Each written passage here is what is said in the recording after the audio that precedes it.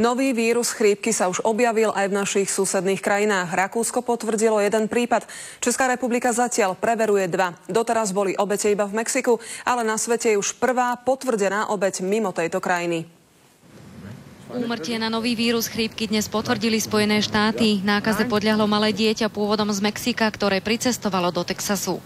Žiaľ, aj napriek úsiliu lekárov dieťa podľahlo. Dnes ráno nám laboratórium potvrdilo, že dieťa bolo infikované týmto vírusom chrípky. Okrem zatiaľ nepotvrdených prípadov na Slovensku, v Česku a Poľsku majú už 3 potvrdené ochorenia Nemecko a 1 Rakúsko. Všetci 4 pacienti boli prednedávnom v Mexiku.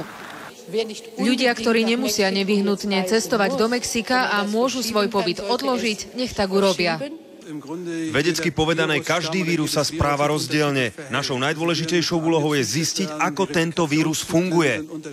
Vedci politici stále opakujú, panika nie je na mieste.